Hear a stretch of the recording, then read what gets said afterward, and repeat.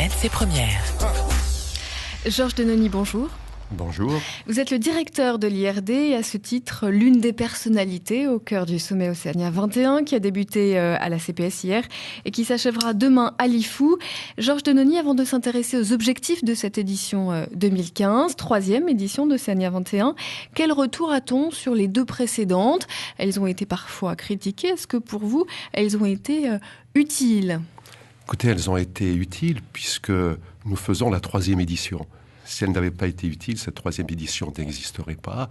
Et nous sommes extrêmement satisfaits de voir qu'à cette occasion, il y a une forte participation des États d'Océanie, puisqu'Océania 21, c'est ça, c'est nous tous, je dirais, face à cette problématique, ainsi que donc une quinzaine à peu près, une quinzaine de représentations diplomatiques, le vice-président, par exemple, de Samoa, le premier ministre des îles Cook, et de nombreux ministres de ces pays-là, le ministre de l'Environnement de Polynésie, par exemple, celui du Vanuatu, qui est au centre aujourd'hui de nos pensées, de notre solidarité, mais également ce qui est important aussi, les dirigeants des grandes organisations régionales, la CPS voisine de l'IRD, vous le savez, mais également une forte délégation du PROE, occasion de saluer son directeur général, David Shepard.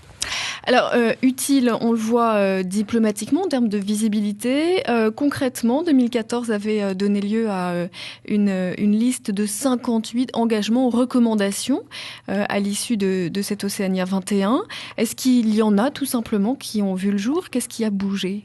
Écoutez, ce qui a bougé, il serait présomptueux de dire que c'est Océania 21 qui fait de la recherche. La recherche se fait dans les instituts de recherche, mais Océania permet de fédérer, permet aux différentes équipes de la région de se retrouver et de mieux mutualiser, notamment grâce à Océania 21, un objectif important que sont les systèmes d'observation ont été soutenus, ont permis d'être mieux connus et ont permis des mutualisations beaucoup plus performantes entre les équipes de la région.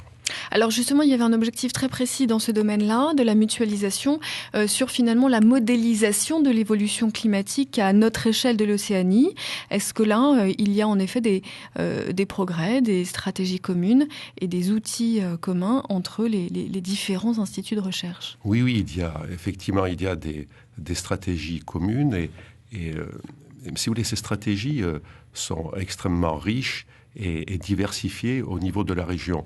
Une occasion, ce n'est pas la seule, certes, mais une occasion comme celle offerte par Océania 21 permet d'échanger, permet d'exposer, de mieux se connaître et d'essayer d'avoir des synergies croisées. Je prends l'exemple d'un observatoire qui est important, qui s'appelle le GOPS, le Grand Observatoire du Pacifique Sud, qui fédère les principaux instituts de recherche calédoniens ainsi que les instituts de recherche du Pacifique.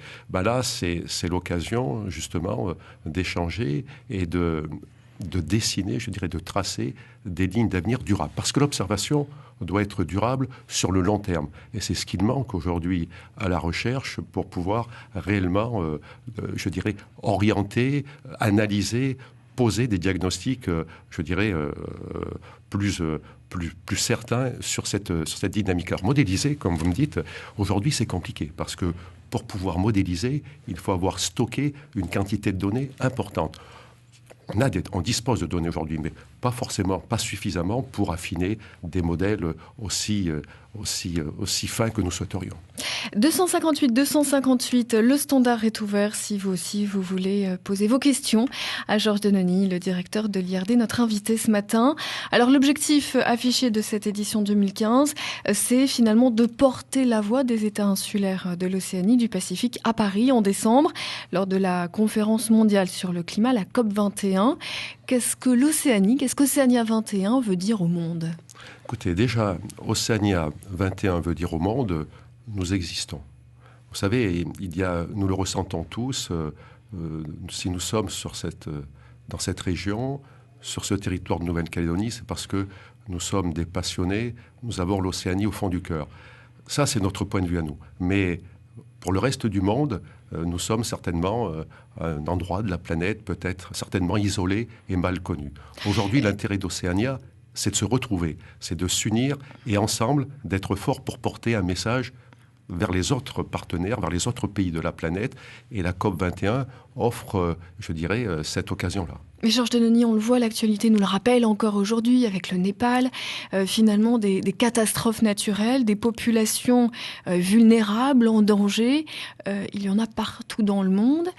Comment l'Océanie peut, sans être cynique, faire valoir aujourd'hui sa vulnérabilité propre et particulièrement intense ? Écoutez, la communauté scientifique, mais aujourd'hui en lien fort avec les politiques, nous disons que la région Pacifique est une région sentinelle pour ces changements qui sont climatiques ou dérèglements climatiques, mais globaux également, pour différentes raisons. Parce qu'ici, par exemple, les phénomènes cycloniques sont plus importants et intenses qu'ailleurs. Parce qu'ici, c'est l'un des moteurs du climat mondial. Parce qu'ici, c'est le phénomène de l'insularité. C'est-à-dire que, une île, ça a peu de relief. Une île, c'est au niveau de l'eau et c'est beaucoup plus sensible qu'ailleurs. Qu'est-ce que ça veut dire que cette Océanie, elle peut être un observatoire, elle peut servir aussi au monde ? Exactement. C'est-à-dire que cette Océanie, peut-être, est un observatoire. En tout cas, nous le considérons comme tel, un observatoire sentinelle pour le reste de la planète. Ce qui se passe ici peut laisse entendre, anticiper ce qui pourra se passer demain ailleurs. C'est ce message-là que nous voulons porter. Mais à la fois, si vous voulez, aussi un message certes d'alerte, d'inquiétude, mais aussi un message d'espoir. Et c'est là où les coutumiers qui s'associent à notre communauté, des scientifiques et des politiques, est importante pour porter ce message d'espoir. Oui, nous sommes dans la difficulté, mais oui, tous ensemble unis, nous pouvons avoir des éléments de solution. Serge Denony, Marc est avec nous au standard. Bonjour, bienvenue, nous vous écoutons. Bonjour à tous.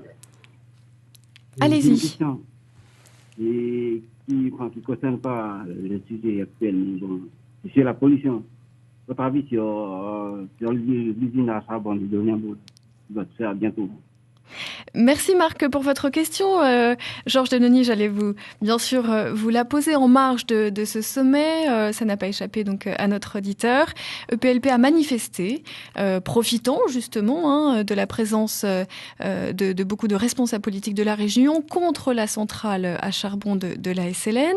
Comment a été perçue finalement cette manifestation pour justement la protection de la planète et de l'Océanie? Vous savez, une manifestation, un événement important, international, comme celui d'Océania 21, porté, je le rappelle, par le gouvernement calédonien au travers de son ministère d'Environnement et d'Anthony Lecrin, est un espace public qui traite de l'environnement et de ses conséquences. C'est donc une plateforme qui est publique, qui est ouverte, et que à cette occasion-là, des individus, des associations s'expriment. Écoutez, c'est très bien. Pour la recherche, vous savez, nous, la recherche, elle est publique, elle est indépendante, elle est de qualité.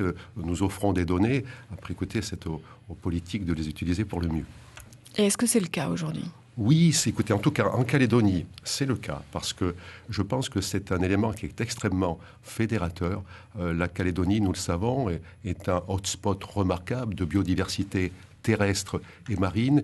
Et je peux vous dire que l'initiative d'Océania 21, puisque c'est ça, la Calédonie le porte et moteur au niveau régional pour cela, écoutez, le démontre, parce que la recherche aujourd'hui, si elle est en Calédonie, elle ne l'est pas de façon isolée, elle l'est parce qu'il y a des collectivités, il y a un gouvernement de Calédonie, il y a des dynamiques entre l'État et le gouvernement de Calédonie, demandant justement aux chercheurs de travailler sur l'environnement pour mieux le connaître, mieux le connaître pour mieux l'utiliser et mieux le protéger. Mais est-ce que vos partenaires de discussion, ces petits États qui sont eux particulièrement touchés par le changement climatique, ne sont pas un petit peu, on va dire, sceptiques ou ne vous posent pas des questions sur cette Calédonie qui est un petit peu moins concernée, en tout cas aujourd'hui, et puis qui a 3 usines métallurgiques, une usine qui fait le choix du charbon pour sa prochaine centrale électrique.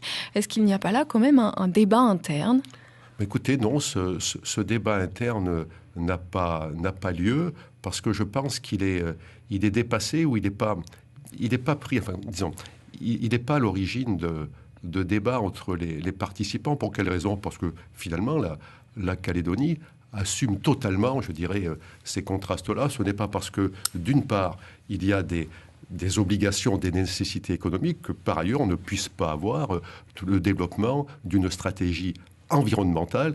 Ce que fait la Calédonie, vous savez, au travers de ça, il y a une action, je dirais, de diplomatie.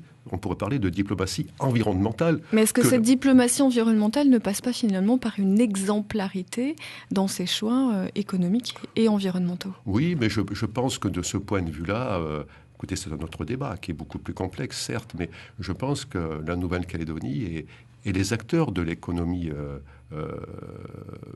minière de Calédonie font des efforts importants. Le dialogue existe entre les politiques et les miniers. Le dialogue existe, écoutez, entre les miniers et les chercheurs. Il existe une plateforme, le CNRT, Nickel et son environnement, qui permet, par exemple, aux miniers et aux chercheurs de travailler ensemble. Et je peux vous assurer qu'il y a une vraie motivation pour que les choses s'améliorent. Donc, c'est cette image-là positive qui est portée à l'ensemble de la communauté. Et la Nouvelle-Calédonie joue à ce niveau-là un rôle moteur, un rôle, je trouve que ce terme va assez bien, de diplomatie environnementale. Alors, remenu aujourd'hui de cette Océania 21, 3 conférences thématiques, la recherche scientifique, les sociétés traditionnelles et la jeunesse. Finalement, quelle est la problématique? Est-ce que c'est comment ces 3 entités arrivent à interagir? Écoutez, déjà vous dire qu'au niveau de la recherche, c'est l'occasion d'exprimer la solidarité de la communauté de recherche en Calédonie. Au-delà de ma fonction de directeur de l'IRD, nous formons un consortium qui s'appelle le CRESICA, un consortium de recherche pour l'enseignement supérieur, la recherche donc et l'innovation, avec plusieurs partenaires clés, si vous voulez. Donc c'est quand même quelque chose d'important, avec l'Université de Nouvelle-Calédonie, IFREMER, l'Institut Pasteur, l'IAC, le CIRAD, le CNRS et le BRGM. Et comment cette recherche, justement, aujourd'hui, colle au terrain comment inclut-elle la jeunesse et comment inclut-elle les sociétés traditionnelles? Alors elle inclut déjà la jeunesse, si vous voulez, dans ce rôle de formation, par le fait d'encadrer des stagiaires, des masters, des doctorants. D'où l'importance de cette collaboration entre l'Université de Nouvelle-Calédonie et nous, les instituts de recherche.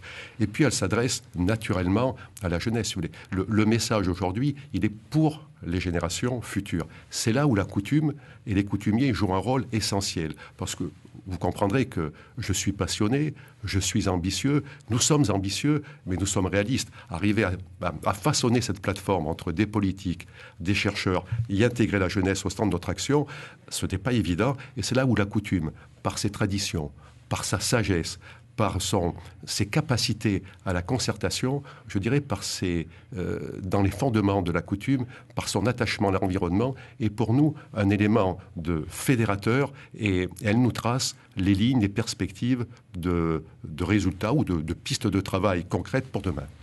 Georges Denony, on sait vraiment l'urgence, notamment pour les populations des Salomon, de Tuvalu, de Tokelau, ces toutes petites îles. En Calédonie, est-ce qu'il y a déjà aujourd'hui des stigmates, des signes, des conséquences du changement climatique?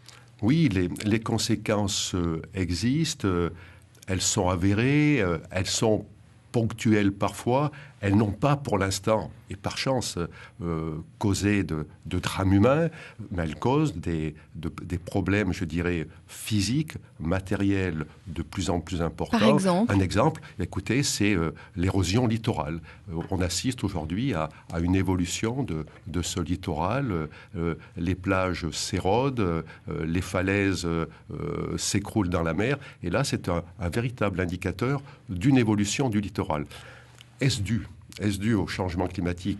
C'est une interrogation que l'on peut se poser. En tout cas, ne pas oublier également que la présence de l'homme, l'anthropisation, l'immixtion de l'homme sur la nature est aussi un phénomène à prendre en considération. Vraiment, en quelques mots, ce sera la toute dernière question. Qu'est-ce que vous attendez donc de cette conférence à Paris, la COP 21?